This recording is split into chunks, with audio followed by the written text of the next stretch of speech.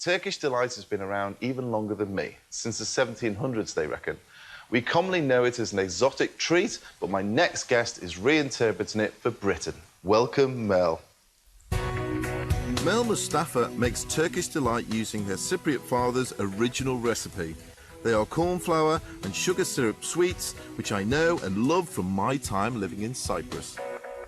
Now, there's lots of different colours here, and I take it lots of different flavours. Yeah. Which one's this one with the nuts in? Walnuts. Walnuts. Oh, yeah.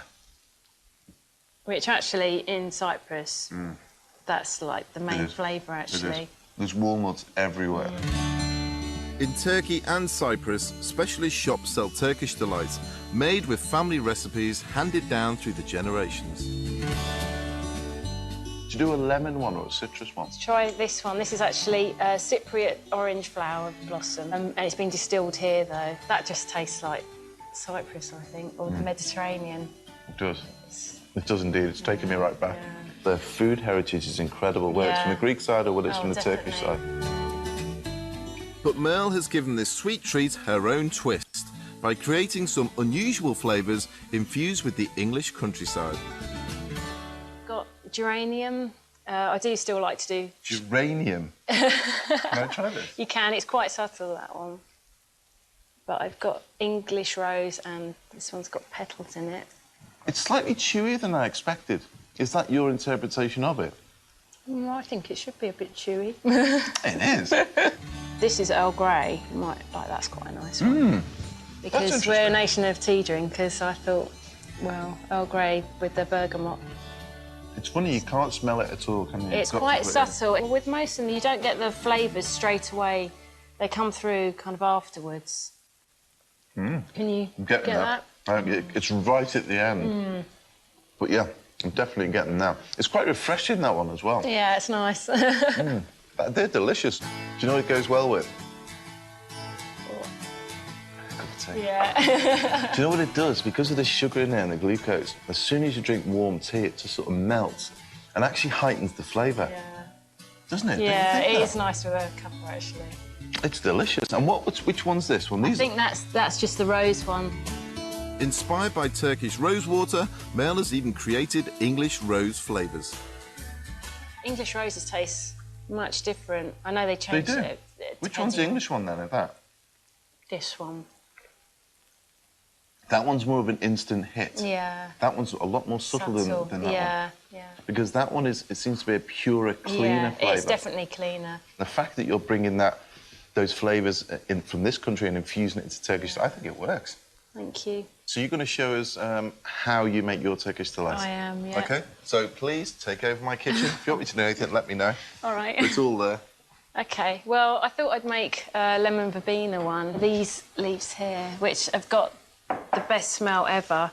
They're just so lovely, so lovely. So I thought that'd be a good one to do. One, yeah. Lemon verbena is a fragrant garden herb used in cooking for its lemon flavour. Reminds me of sherbet lemons. Yeah, it is a bit like that, yeah. Mel uses it to give her sugar syrup a citrus kick. And you just cook that for about 15 minutes on a sort of rolling boil, I suppose. OK, yeah. Right, the next stage is in a big heavy base pan, you've got to make up some corn flour mixed with a bit of cream and tartar to stop it going really gloopy, and water. Yeah. You just cook that for a little bit, and then it's just a matter of adding the syrup to the corn flour, which is the worst part, really. Right, because that's where everything go horribly wrong. Go wrong, yeah. Where'd you make all these? Where? In my kitchen. In your kitchen? Yeah. At home? Yeah, yeah. Dear me, does that take up your whole kitchen? It takes up quite a lot of room, yeah. It's quite a small company because it's basically just me making it.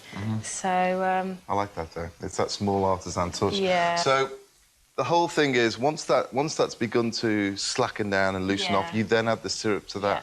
Does that syrup have to be a specific temperature? Well, I kind of go by colour, really, rather than temperature. So I'd say a pale golden is about the right colour. I'm happy to give Mel a hand.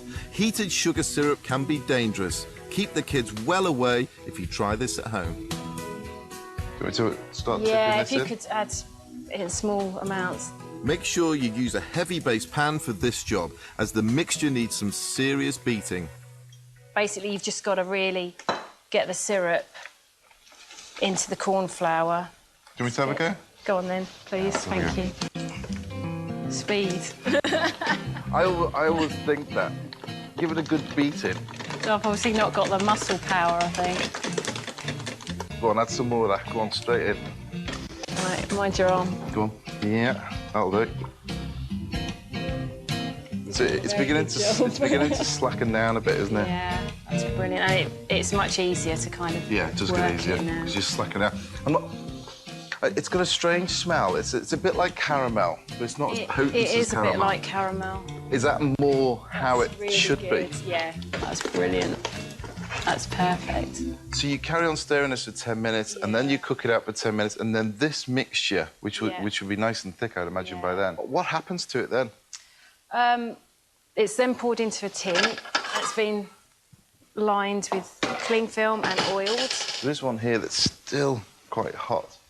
Now, this colour here is what it turns into. Yeah, it's a kind of golden, a golden colour. It can be slightly darker as well. Yeah. The darker, the more chewy, I think it goes. OK. So that's the thing about homemade. It varies every time you make it very slightly. So you get a chewy or sometimes it just melts. Spot on, but I quite like that. Pour the mix into the tin. You spread out, do you? Or does Yeah, it find its own it level? will kind of find its own level. And leave to set overnight. So this is ready to cut now. Aha. Then just chop it up. And with the knife being oiled, it should get through quite easily. Sometimes it's a bit more sticky than that, and so it's a bit more difficult to cut, but you just basically Cut chop pieces it up, and into your corn flour and icing sugar mixture. Once you've coated it, then you realise that, that's it. And the longer you leave it in the icing sugar, I mean, because it's fresh, it won't store for a long time.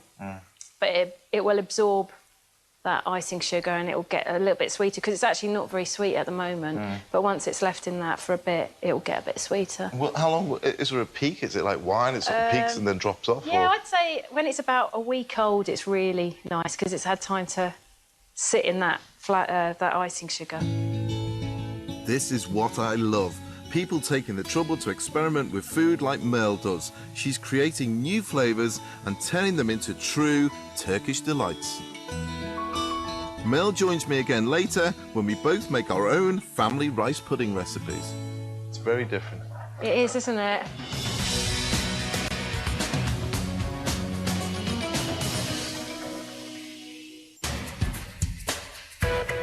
My next recipe looks like a good old British pie, but it's filled with Oriental flavours.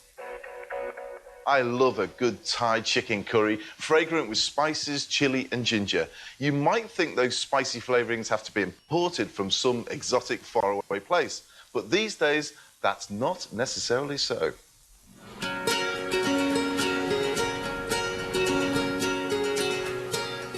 Robert Ramsden is an importer of exotic herbs and vegetables.